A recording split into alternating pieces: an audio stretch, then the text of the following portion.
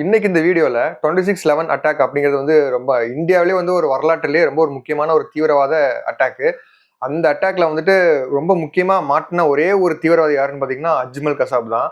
இந்த அஜ்மல் கசாப் அப்படிங்கிற இந்த ஒரு தீவிரவாதி இருக்கான்ல, இவனோட ஹிஸ்டரிய பத்தி தான் நான் பார்க்க போறேன். இவன் எப்படி இந்தியாவுக்குள்ள வந்தான், அதுக்கு முன்னாடி என்னென்னலாம் பண்ணியிருக்கான் அப்படிங்கிற அந்த ஒரு வரலாறு தான் நான் சொல்ல போறேன். இந்த அஜ்மல் கசாப் யாருன்னு பாத்தீங்கன்னா, இவன் தான் வந்து ஃபர்ஸ்ட் இந்தியாவால கண்டிக்கப்பட்ட முதல் தீவிரவாதி, பாகிஸ்தான் தீவிரவாதி. அதாவது ஒரு இந்தியாவுக்குள்ள பூந்து ஒரு பாகிஸ்தான் தீவிரவாதி வந்து ஒரு அட்டாக் பண்ணி அவனை வந்து பிடிச்சது வந்து ஒரே ஒரு ஆளு, அதாவது உயிரோட பிடிச்சது வந்து இவன் ஒருத்தன் தான். அதுவும் இல்லாம இவனை மட்டும் தான் வந்து பாத்தீங்கன்னா ப்ராப்பரா ஒரு பனிஷ்மெண்ட் கொடுத்து இவங்ககிட்ட இருந்து நிறைய கறக்க வேண்டியதெல்லாம் கறந்து இவனை வந்து தூக்கில போட்டு கொண்டிருக்காங்க. ப்ராப்பரான ஒரு டெத் சென்டென்ஸ் வந்து கொடுத்துருக்காங்க இந்தியாவில். ஃபர்ஸ்ட் அது வந்து இவனுக்கு தான் கொடுத்துருக்காங்க. இந்த பாகிஸ்தானோட தீவிரவாதி அஜ்மல் கசாப் இருக்காருல்ல, இவர் வந்து இவனுக்கு என்ன மரியாதை, இவன் வந்து எக்ஸாக்டா எத்தனாவது வருஷம் பிறக்கிறான்னு பார்த்தீங்கன்னா 1987 செப்டம்பர் மாதம்னு சொல்றாங்க ஒரு சில சைட்டு. ஒரு சில சைட்ல என்ன சொல்றாங்கன்னு பார்த்தீங்கன்னா ஜூலை 13ஆம் தேதி பிறந்தா அப்படிங்கிற மாதிரி சொல்றாங்க. இதுல வந்து எது வந்து கன்ஃபார்மான ஒரு டேட்டுன்னு தெரியல. அவனே வந்துட்டு ப்ராப்பரா நம்ம இந்தியன் போலீஸ் கிட்ட வந்து அதை வந்து சொல்லவே இல்லை, கடைசி வரைக்கும் சொல்லவே இல்லை. ஆனா இந்த அஜ்மல் கசாப் வந்து எங்க பிறந்திருக்கான்னு பாத்தீங்கன்னா பாகிஸ்தான்லயும் பஞ்சாப்னு ஒரு ஸ்டேட் இருக்குல்ல, அந்த ஸ்டேட்ல தான் பிறந்திருக்கான். அங்க இருக்கிற ஒரு சின்ன ஒரு டிஸ்ட்ரிக்ட்ல தான் பிறந்திருக்கான். அப்படி பிறந்த இவன் வந்து பாத்தீங்கன்னா ஒரு ரொம்ப பெரிய பணக்கார ஃபேமிலிலாம் கிடையாது. ரொம்ப ரொம்ப ஒரு ஏழையான ஒரு குடும்பம் தான்.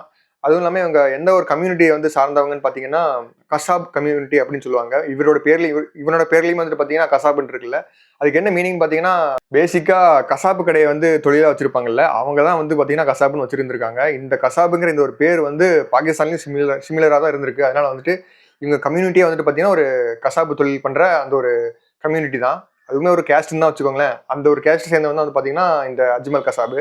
ஆனா இவங்க தாத்தா காலம் வரைக்கும் வந்து பாத்தீங்கன்னா இந்த கறிக்கடையெல்லாம் வெட்டுறது, கறிக்கடையில வந்து இந்த இறைச்சியை வெட்டுறது, இந்த தொழிலாம் பண்ணிட்டு இருந்திருக்காங்க. ஆனா அவங்க அப்பா வந்துட்டு பாத்தீங்கன்னா அந்த தொழில் பண்ணல.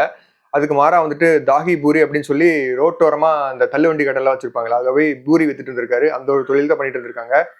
அதெல்லாம் இவங்க வந்து ரொம்ப ஒரு ஆடம்பரமான வாழ்க்கையெல்லாம் வாழவே முடியாது. ஏன்னா அந்த மாதிரி ஒரு ரொம்ப புவரான ஒரு அவங்களோட எக்கனாமிக் ஸ்டேஜ் தான் இருக்கு.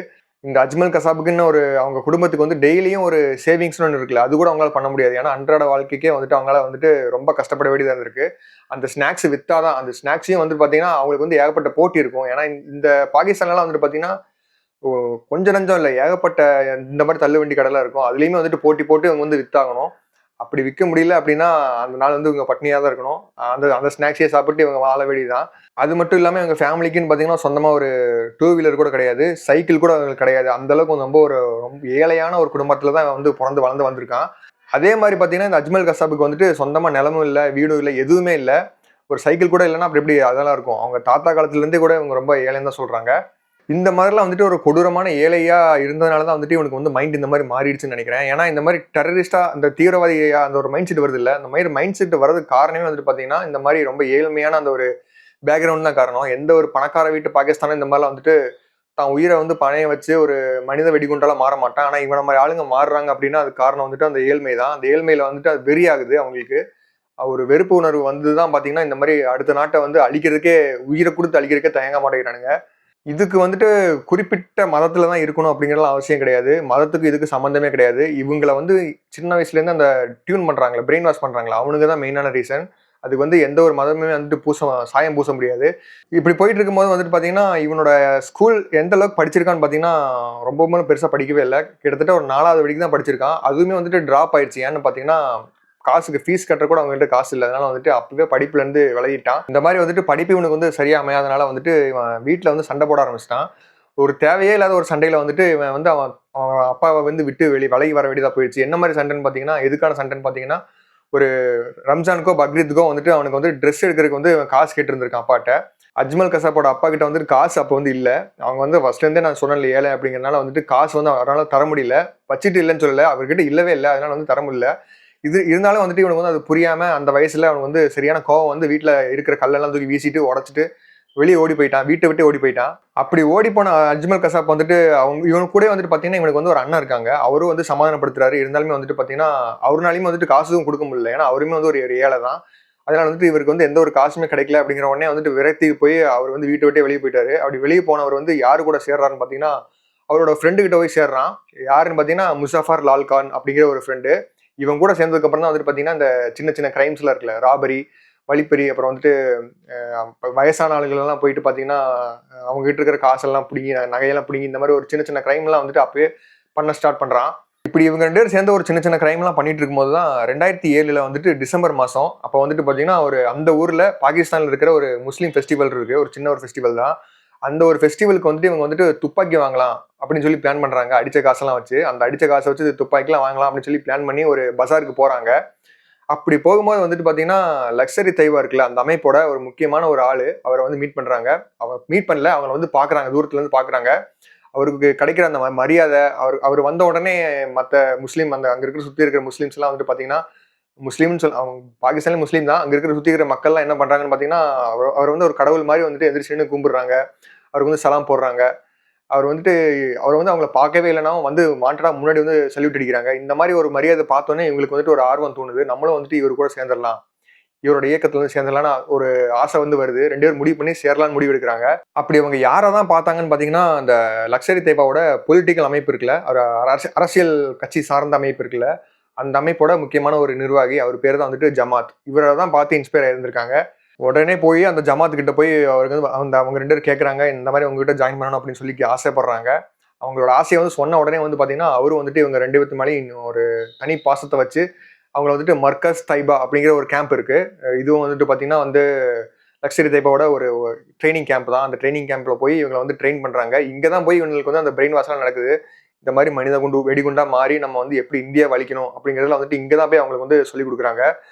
எந்த இடம்னு பார்த்தீங்கன்னா மர்கஸ் தைபா அப்படிங்கிற அந்த ஒரு அமைப்பு, அந்த ஒரு கேம்ப். இதை வந்து நீங்கள் கூகுளில் சர்ச் பண்ணால் கூட நிறைய டீட்டெயில்ஸ்லாம் வரும்.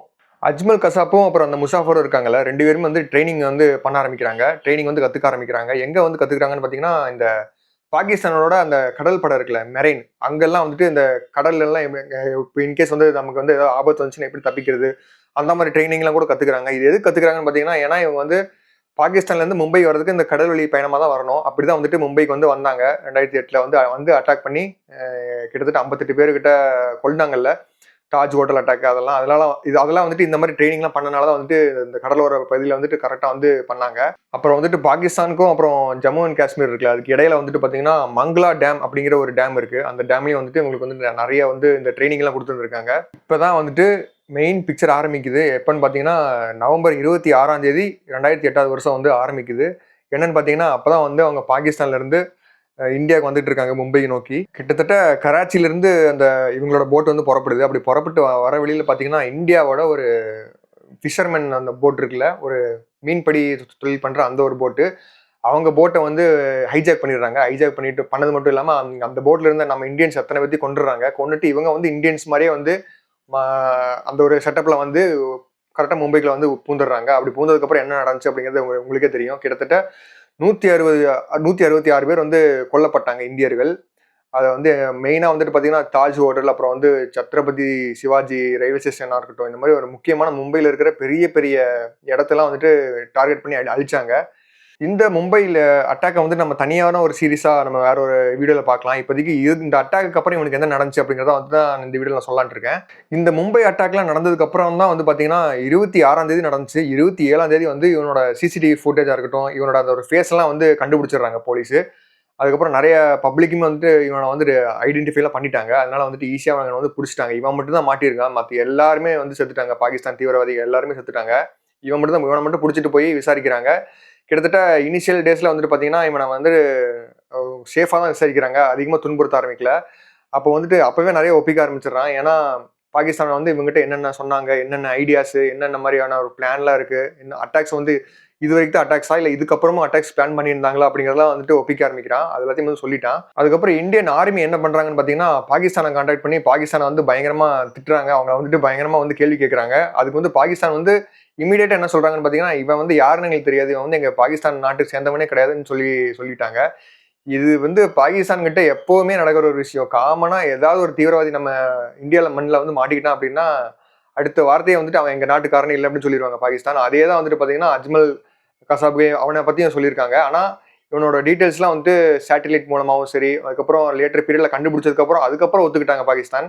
ஆமாம் இவன் வந்து எங்கள் நாட்டை சேர்ந்தவன் தான், ஆனால் இவனுக்கு எங்களுக்கு எந்த சம்மந்தம் இல்லை அப்படின்னு சொல்லி அப்பவும் மறுப்பதான் செஞ்சாங்க. இதுக்கிடையில வந்து இவன் மாட்டினான்ல, இந்த மாட்டின அந்த கொஞ்ச நாள்லயே வந்துட்டு பார்த்தீங்கன்னா என்ன பண்ண ஆரம்பிச்சுட்டாங்கன்னா, அவனோட சம்மந்தப்பட்ட எல்லா ரெக்கார்ட்ஸையுமே வந்துட்டு பாகிஸ்தான்ல வந்து அழிக்க ஆரம்பிச்சுட்டாங்க. இந்த அளவுக்கு ஒரு கீழ்த்தனமான ஒரு நாடா தான் வந்துட்டு நம்ம பாகிஸ்தான் வந்து இருக்கு. இது வந்து இதனால தான் வந்துட்டு அவங்க வந்து அழிவு காலத்தை நோக்கி போய்கிட்டு இருக்காங்க. அஜ்மல் கசாப் வந்துட்டு நம்ம இந்தியன் போலீஸ் கிட்ட மாட்டின உடனே என்ன பண்ணியிருக்கான்னு பார்த்தீங்கன்னா, கொஞ்சம் கதற ஆரம்பிச்சிருக்கான். இந்த மாதிரி என்ன கொன்றாதீங்க, நான் வந்து வாழணும், எனக்கு வந்து சாகறதுக்கு விருப்பமே இல்ல. என்னை வந்துட்டு நான் வந்து நேச்சரான ஒரு தீவிரவாதியே கிடையாது. எங்க அப்பா தான் வந்துட்டு லக்ஸரி தேபாக்கு வந்து என்னை வித்துட்டாங்க அப்படின்னு சொல்லி பொய் சொல்லியிருக்கான். ஒரு அப்பா மேலேயே வந்து பழிய போட்டிருக்கான். ஏன்னா அவரோட அப்பா வந்து பாகிஸ்தான்ல தானே இருக்காரு. அவருக்கு ஒன்றும் ஆகாது. அதனால வந்துட்டு நம்ம அவர் மேல பழி போட்டு நம்ம எஸ்கேப் ஆயிடலாம். நம்ம அப்பாவே அப்படின்னு சொல்லி ப்ரூவ் பண்ணிடலாம்னு சொல்லி ஒரு பெத்த அப்பாவே வந்துட்டு ஒரு தீவிரவாதி அப்படின்னு சொல்லி வந்து பொய் சொல்லியிருக்கான். அதுக்கப்புறம் லேட்டர் பீரியட்ல அவங்க அப்பா வந்துட்டு இல்ல அவன் வந்து என்னை விட்டு எங்கிட்டே சண்டையை போட்டு அவன் போயிட்டாங்க அப்படின்னு சொல்லி அவங்க அப்பா சொல்லியிருக்காரு. அது போக வந்துட்டு அவன் வந்து கொஞ்சம் அறகுறையான ஹிந்தி தான் பேசுறான். சுத்தமா இங்கிலீஷ் நாலேஜே கிடையாது. இங்கிலீஷ்ல எந்த கேள்வி கேட்டாலும் வந்துட்டு அவனுக்கு வந்து சுத்தமா ஒரு இஃப் அண்ட் விச் வாட் இந்த ஒரு வார்த்தைக்கு கூட அவனுக்கு வந்து பதிலே தெரியல. அந்த அளவுக்கு ஒரு மட்டமான ஒரு மழுமட்டையா தான் இருந்திருக்கான்.